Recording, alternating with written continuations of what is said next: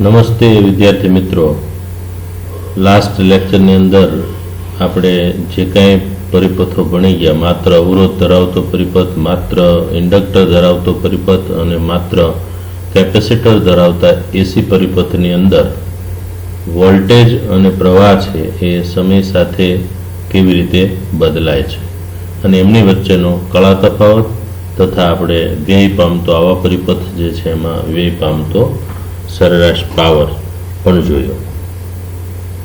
આજનો જે ટોપિક છે એ થિયરીની દ્રષ્ટિએ અગત્યનો નથી, પણ આ ચેપ્ટરની અંદર જે જગ્યાએ ફેઝર ડાયાગ્રામનો ઉપયોગ આવે છે એને સમજવા માટે અગત્યનો છે. તો 7.3 ટોપિક જે છે ટેક્સ્ટ બુકનો એને આપણે સમજવાનું છે. 7.3 ટોપિકમાં ઘૂમતા સદિશો એને આપણે કહીશું ફેઝર, અને આ જે ફેઝર્સ છે એ એક પ્રકારનો ફેઝ એટલે જે ભ્રમણના કારણે વચ્ચેનો જે કળા તફાવત છે એ કેટલો હોય છે, જે બદલાતો હોય ભ્રમણ સાથે, એ શોધવા માટે સૌથી સરળ એ ફેઝરની રીત છે. એટલે સૌથી પહેલા તો આપણી પાસે જે વોલ્ટેજ અને પ્રવાહના સમીકરણો છે, વોલ્ટેજનું સમીકરણ V = Vm sin omega t અને પ્રવાહનું ઇક્વેશન છે I = Im sin omega t. તો વિદ્યાર્થી મિત્રો, આપણે ઘણા એવા નેટવર્ક પરિપથો આગળ જોવાના છે કે જેમાં ત્રણે ત્રણ ઘટકો હાજર હશે: અવરોધ, ઇન્ડક્ટર અને કેપેસિટર. તો સૌથી પહેલા ટોપિક સમજીએ, ઘૂમતા સદિશો શું છે અને એ ફેઝર ડાયાગ્રામ છે કેવી રીતે દોરવામાં આવતો હોય છે. તો અવરોધમાંથી પસાર થતો પ્રવાહ એસી વોલ્ટેજ સાથે કળામાં હોય છે, પરંતુ ઇન્ડક્ટર અને કેપેસિટર અથવા તો આવા પરિપથ ઘટકોનું સંયોજન હોય તેવા કિસ્સાઓમાં આવું હોતું નથી. ત્રણેયનું સંયોજન હોય તો જે આગળ આપણે ભણવાના છે. એસી પરિપથમાં પ્રવાહ અને વોલ્ટેજ વચ્ચેના કળાના સંબંધો દર્શાવવા માટે ફેઝરની કલ્પના અથવા ફેઝરનો જે ખ્યાલ છે એનો ઉપયોગ કરવામાં આવે છે, જેને આપણે ફેઝર ડાયાગ્રામ તરીકે ઓળખશું. અને આ ફેઝર ડાયાગ્રામના ઉપયોગથી આપણે એસી પરિપથો હોય એનું વિશ્લેષણ છે એ સરળતાથી કરી શકીએ છીએ.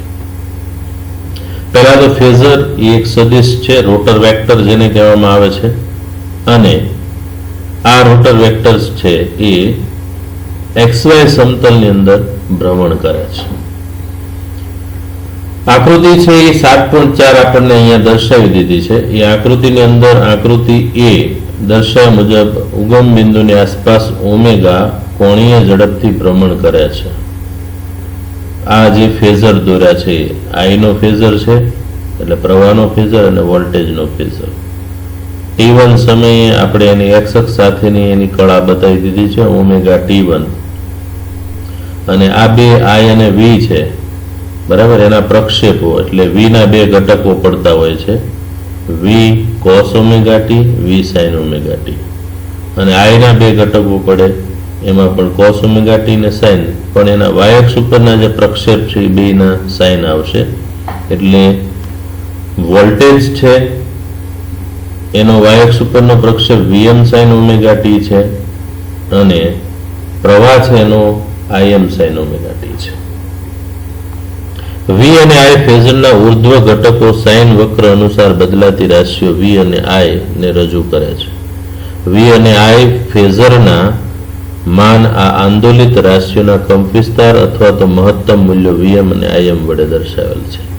હવે આપણો જે ઇક્વેશન હોય છે મિત્રો એ V = Vm sin omega t.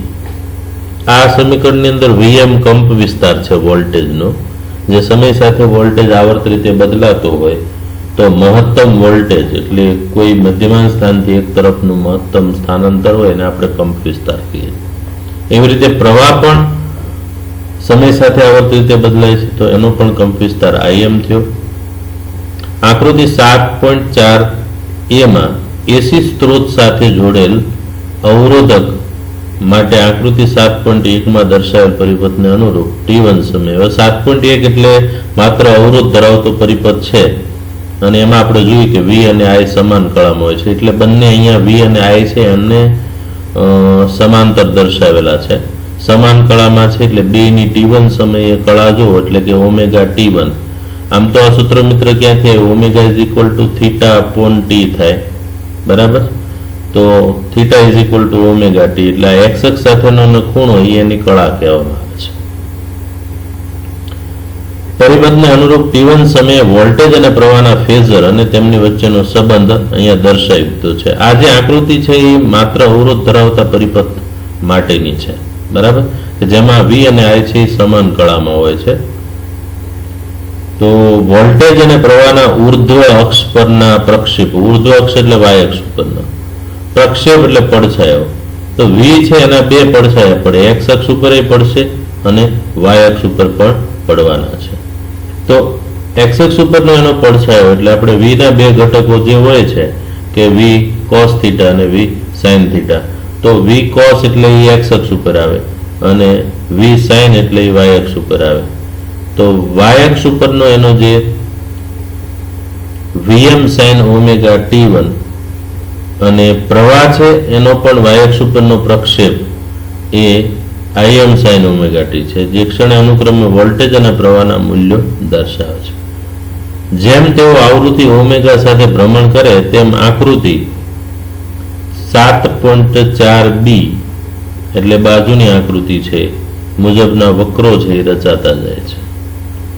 અવરોધકના કિસ્સામાં V અને I ના બંને ફેઝર એક જ દિશામાં છે, તેમ આકૃતિ 7.4 પરથી જોઈ શકાય છે. આનો અર્થ એ છે કે વોલ્ટેજ અને પ્રવાહ વચ્ચેનો કળા તફાવત શૂન્ય છે, બરાબર? તો આ એક સિમ્પલ ટોપિક છે મિત્રો કે જેમાં આપણે ઘૂમતા સદિશો કોને કહેવાય એના વિશે અભ્યાસ કરી રહ્યા છીએ, બરાબર? હવે આપણે જે કંઈ પરિપથો ભણી ગયા છે, માત્ર ઇન્ડક્ટર, માત્ર કેપેસિટર, આ બે પરિપથની અંદર આપણે જોયું કે વ્યય પામતો પાવર છે એ શૂન્ય હોય છે. જ્યારે અવરોધ ધરાવતા પરિપથની અંદર I2RT અનુસાર ઉષ્મા ઉર્જા સ્વરૂપે વ્યય થાય છે, એટલે જૂલ પાવર એમાં સરેરાશ આપણે શોધી કાઢ્યો હતો. તો ઇન્ડક્ટર અને કેપેસિટરની અંદર વ્યય પામતો પાવર શૂન્ય શા માટે છે એ આપણો નેક્સ્ટ આગળનો ટોપિક છે મિત્રો, જેને આપણે સમજીએ. અને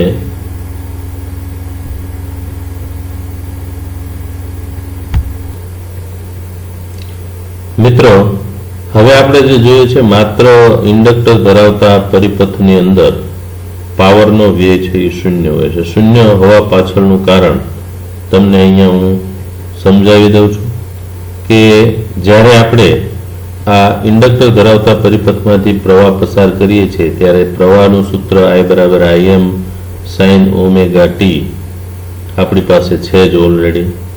એનો અર્થ એ થયો કે આ જે પ્રવાહ છે એ Im એનું મહત્તમ મૂલ્ય એટલે વધે છે.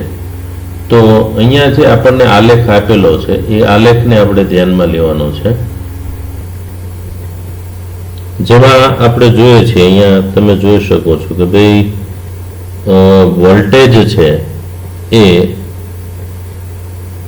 અને પ્રવાહ હવે જ્યારે 0-1 દરમિયાન એટલે અહીંયા 0 થી 1 ની સ્થિતિ બતાવેલી છે.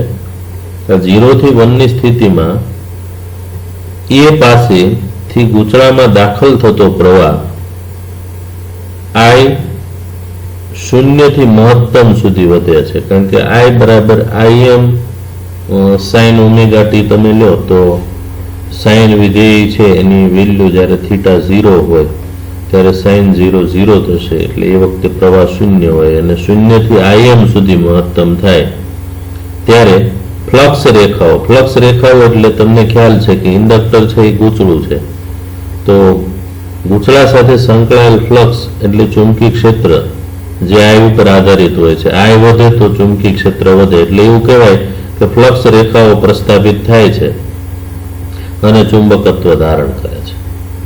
દર્શાવેલ ધ્રુવત્વ પોલારિટી મુજબ વોલ્ટેજ અને પ્રવાહ બંને ધન પોઝિટિવ છે, તેથી તેમનો ગુણાકાર પણ ધન મળે, એટલે સ્ત્રોતમાંથી ઉર્જાનું શોષણ થાય છે.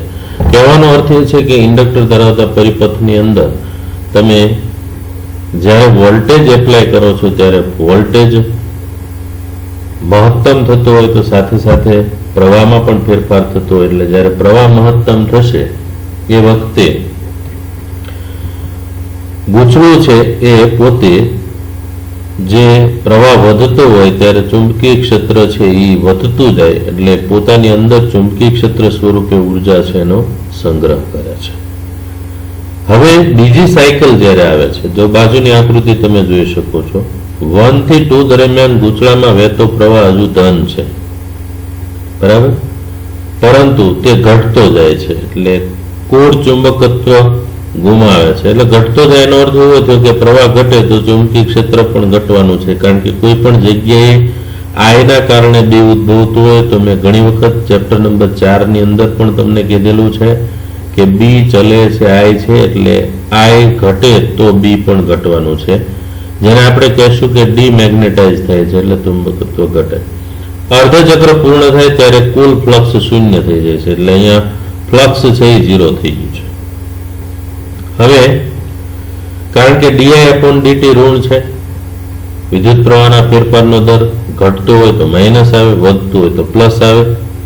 વોલ્ટેજ અથવા તમે એવું કહી શકો કે અહીંયા હું સ્પર્શક દોરી દઉં આમ તો એનો ઢાળ ધન મળે છે, અને અહીંયા સ્પર્શક દોરું તો એનો ઢાળ છે ઋણ મળે છે, બરાબર. તો વોલ્ટેજ અને પ્રવાહનો ગુણાકાર છે આમાં તમને ઋણ મળવાનો છે, અને સ્ત્રોત ઉર્જા પાછી મળવા લાગે છે. કહેવાનો અર્થ એ થયો કે જે ઇન્ડક્ટરની અંદર સ્ટોરેજ થયેલી ચુંબકીય ઉર્જા હતી એ હવે પાછી પરિપથને મળવાની છે. તો આ 0 થી 2 સુધીનું જે ચક્ર પૂર્ણ થયું એ દરમિયાનની મેં તમને વાતો કરી, અહીંયા સમજાયું છે. હવે જોઈએ 2 થી 3 દરમિયાન, તો 2 થી 3 દરમિયાન શું થાય છે, તો કે દરમિયાન પ્રવાહ આય છે એ ઋણ બને છે, એટલે પ્રવાહ છે એની દિશા ઉલટાઈ ગઈ છે, એટલે તે બી પાસેથી દાખલ થાય છે અને એ પાસેથી બહાર આવે છે. પ્રવાહની દિશા ઉલટાઈ જવાને કારણે ચુંબકત્વની પોલારિટી પણ બદલાઈ જશે, કારણ કે પહેલા પ્રવાહ એ પાસેથી દાખલ થતો તો હવે બી પાસેથી દાખલ.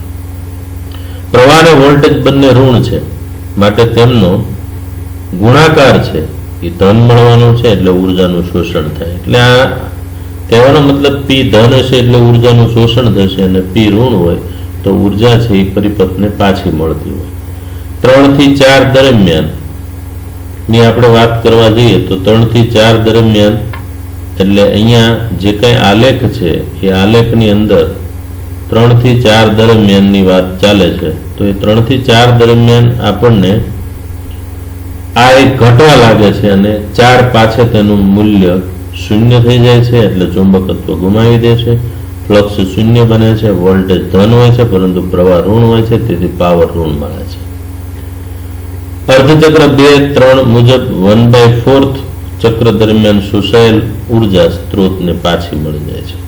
આમ આખું ચક્ર પૂર્ણ થાય એ દરમિયાન T/4 સમય થી T/2 સમય અને પાછો 3T/4 થી T સમય 3T/T સમય સુધીનો આ જે સમયગાળો છે, આખું ચક્ર છે, એ દરમિયાન જ્યારે પ્રવાહ વધતો હશે ત્યારે ઇન્ડક્ટરની અંદર ચુંબકીય ઉર્જા સ્વરૂપે સંગ્રહ થાય છે, અને પ્રવાહ ઘટતો હોય ત્યારે આ જે સ્ટોરેજ થયેલી ઉર્જા છે એ પરિપથને પાછી મળે છે, જેના કારણે આપણે જોયું કે વ્યય પામતો પાવર છે એ આપણને શૂન્ય મળ્યો છે. મિત્રો, ઇન્ડક્ટર ધરાવતો પરિપથ છે એમાં પાવરનો વ્યય થતો નથી, બરાબર.